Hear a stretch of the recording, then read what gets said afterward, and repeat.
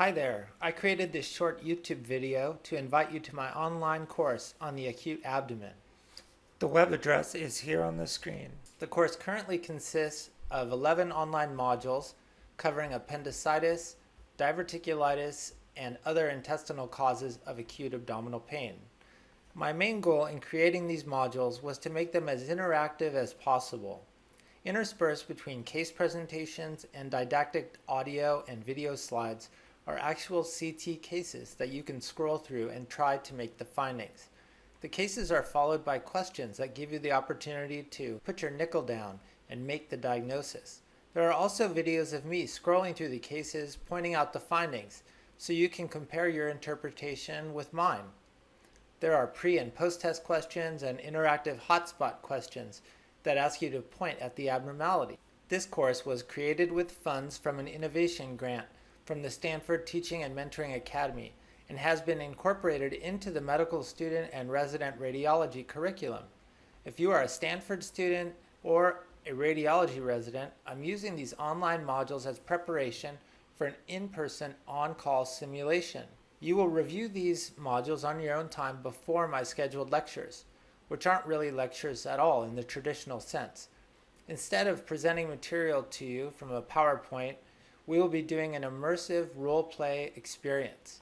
You'll rotate roles as ordering clinician, interpreting radiologist, and radiology nursing and technologist to simulate workflow in a busy inpatient and emergency department.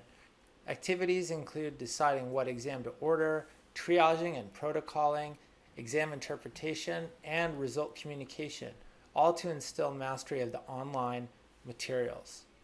I hope you enjoy it, and let's take a look at how to navigate the course. This is the home page here, and you can see that there's introduction, 3 modules on acute appendicitis, 3 on diverticulitis, and these 4 modules here on other intestinal causes. So let's click on one of these here, normal appendiceal anatomy. This module opens with a multiple choice question. Mark all the true statements about normal appendiceal anatomy. So you go through these choices, click submit, and you will get a response telling you whether or not you were correct or incorrect, along with an explanation. The slide will then advance and you will see a didactic slide with audio explaining different things about, in this case, the appendiceal anatomy. You can navigate the course using this menu button at the top right, where you can scroll through and jump from slide to slide. You can also search here in this search box. If at any time you want to go back to the beginning, you just click on the home button here. Let's take a look at a scrollable case. In order to navigate the scrollable cases, you simply grab this bar here on the right, and that enables you to scroll back and forth with the case on the screen.